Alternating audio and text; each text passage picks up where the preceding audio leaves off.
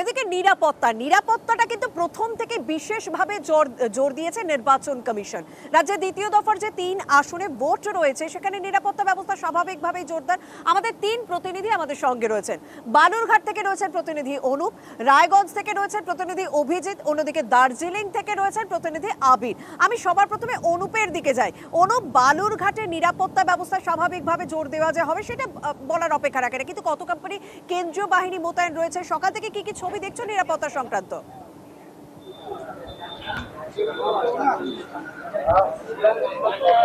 একদমই দেখো সন্দেশটা কমিশন কিন্তু বালুরঘাটের জন্য 73 কোম্পানি কেন্দ্রীয় বাহিনী রাখা হয়েছে।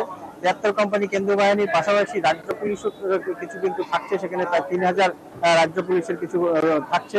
এই মুহূর্তে বালুরঘাট কলেজ থেকে যে ভোট কর্মীরা তাদের ইভিএম এবং যাবতীয় সরঞ্জাম নিয়ে তারা কিন্তু বুথমুখী হয়েছে। তারা এই মুহূর্তে আমরা দেখতে পাচ্ছি যে এখানে তপন বিধানসভা কেন্দ্রের যারা বুথে যাবে ভোট সংগ্রহ করতে, সেই সমস্ত কর্মীরা কিন্তু তারা তাদের সরঞ্জাম নিয়ে এই মুহূর্তে তপনের দিকে রওনা দিতে শুরু করেছে। আমরা এখানে রয়েছে ভোট কর্মীরা, তাদের সঙ্গে একটু কথা বলে নেব যে আপনারা রওনা দিচ্ছেন কোন এলাকায়?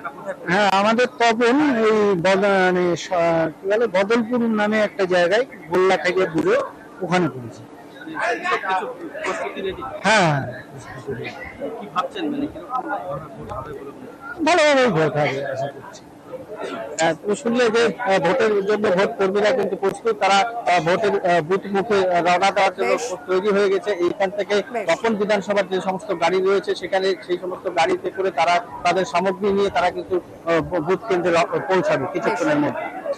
একদম রায়গঞ্জে ইতিমধ্যে 73 কোম্পানি বাহিনী মোতায়েন করা হয়েছে এবং ভোট কর্মী বা বুথ কর্মী তারাও নিজেদের মধ্যে তৎপরতা শুরু করে দিয়েছেন। তারা যে জায়গার জিনিসপত্র নিয়ে, ভোটের সরঞ্জাম নিয়ে তারা রওনা দিচ্ছেন। আমাদের রায়গঞ্জ থেকে রয়েছেন প্রতিনিধি অভিজিৎ চন্দ্র। অভিজিৎ, যদি দেখা যায় যে এই 3 আসনে যে ভোট রয়েছে, কোথাও যদি বিক্ষিপ্ত অশান্তি হয়ে থাকে, সেটা কিন্তু রায়গঞ্জে কিছু কিছু জায়গায় ভোটের সময় অশান্তি হয়, সেই ছবি দেখতে আমরা অভ্যস্ত। সেই কারণেই কি রায়গঞ্জ এলাকায় অতিরিক্ত, মানে এই 3 জায়গার মধ্যে সব থেকে বেশি বাহিনী মোতায়েন হয়েছে রায়গঞ্জে? তুমি নিরাপত্তার ছবিটা কিরকম দেখছো? সেখানে কত কোম্পানি বাহিনী মোতায়েন করা হয়েছে এবং ভোটের আগের দিনে প্রস্তুতিটা কিরকম? অভিজিৎ।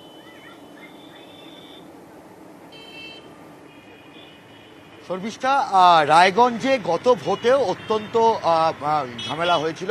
রায়গঞ্জ পুরসভা এলাকায়, হেমতাবাদ এলাকায়, কিছুটা করণদিঘি এলাকায়, তবে সব থেকে বেশি গন্ডগোল হয়েছিল ইসলামপুর পুলিশ মহকুমায়, অর্থাৎ ইসলামপুর থেকে শুরু করে গোয়ালপোখর এবং চাকুলিয়া, ফলে সর্বত্র ইসলামপুর থানা পুলিশ লাইন এলাকায় সেখানে 51 কোম্পানি কেন্দ্রীয় বাহিনী মোতায়েন করা হয়েছে।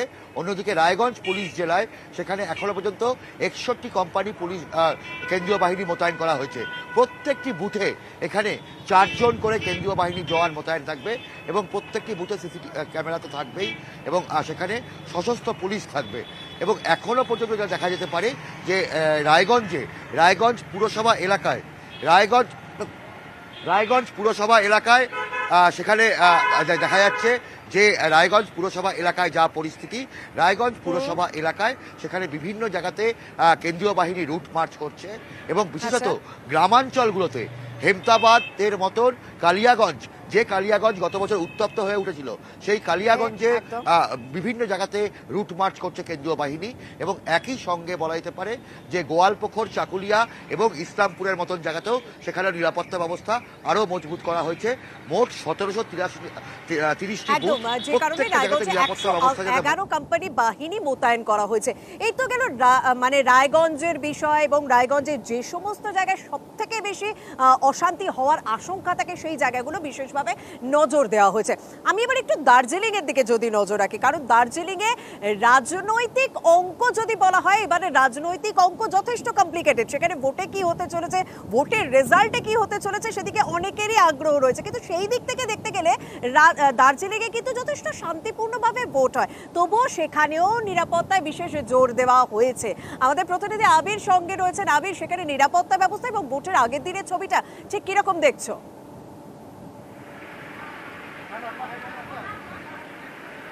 দার্জিলিং লোকসভা কেন্দ্রের মধ্যে সমতলও পড়ে, ফলে সেই জায়গা থেকে অবশ্যই বিশেষ করে নির্বাচন পরিচালনা করার ক্ষেত্রে নজর দেওয়া হয়েছে। তবে সাধারণত পাহাড়কে ধরে যদি দার্জিলিং ধরা হয় তাহলে সে অর্থে পাহাড়ে নির্বাচনের কেন্দ্রিক অশান্তির ঘটনার নজির নেই। তবে প্রশাসনের তরফ থেকে যাতে শান্তিপূর্ণভাবে নির্বাচন করানো যায় সে বিষয়ে অবশ্যই নজর থাকছে। দার্জিলিংয়ের ক্ষেত্রে মোট 88 কোম্পানি কেন্দ্রীয় বাহিনী মোতায়েন করা হয়েছে, তার মধ্যে দার্জিলিং পাহাড় অঞ্চলের জন্যই থাকছে হচ্ছে 51 কোম্পানি, কালিম্পং জেলার ক্ষেত্রে থাকছে হচ্ছে 16 এবং শিলিগুড়ি সমতলের ক্ষেত্রে থাকছে হচ্ছে বাকি সংখ্যাটা রয়েছে। এবং গতকাল বিকেল থেকেই বিভিন্ন জায়গাতে কেন্দ্রীয় বাহিনী বা পুলিশের যারা রয়েছেন রাজ্য পুলিশের তাদেরকে দেখতে পাওয়া গিয়েছে তারা নজরদারি চালাতে রুট মার্চ করতো। তবে আজকে সকাল থেকে হচ্ছে দার্জিলিং লোকসভা কেন্দ্রে বিভিন্ন যে ডিসিআরসি সেন্টারগুলো করা হয়েছে সেখান থেকে ব্যস্ততা অবশ্যই রয়েছে। বিশেষ করে দার্জিলিং এবং কালিম্পংয়ের পাহাড়ি অঞ্চলে যে একাধিক বুথ রয়েছে সেখানে সকাল থেকে ভোট কর্মীদের পাঠানোর ব্যবস্থা করা হয়েছে এবং যে কতগুলি দুর্গম এলাকা রয়েছে সেখানে পাঠানোর ক্ষেত্রে তো অবশ্যই বিশেষ সাহায্য নেওয়া হয়েছে। আমি যেখানে এখন দাঁড়িয়েও রয়েছি সেটা হচ্ছে দার্জিলিং গভর্নমেন্ট কলেজ। দার্জিলিং বিধানসভা কেন্দ্রের মধ্যে থাকা যে ভোট গ্রহণ কেন্দ্রগুলি রয়েছে তার যে ডিসিআরসি হচ্ছে এটি, এবং 335টি এখানে স্কুল, কমিউনিটি সেন্টার এই সমস্ত কিছু রয়েছে যেখানে ভোট কর্মীদেরকে পাঠানো হচ্ছে এবং কার্যত সেই কাজ প্রায় শেষের পথে। আর কয়েক ঘন্টার মধ্যে ভোট গ্রহণের জন্য কর্মীরা সবাই ডিসিআরসি সেন্টার থেকে রওনা হয়ে যাবে।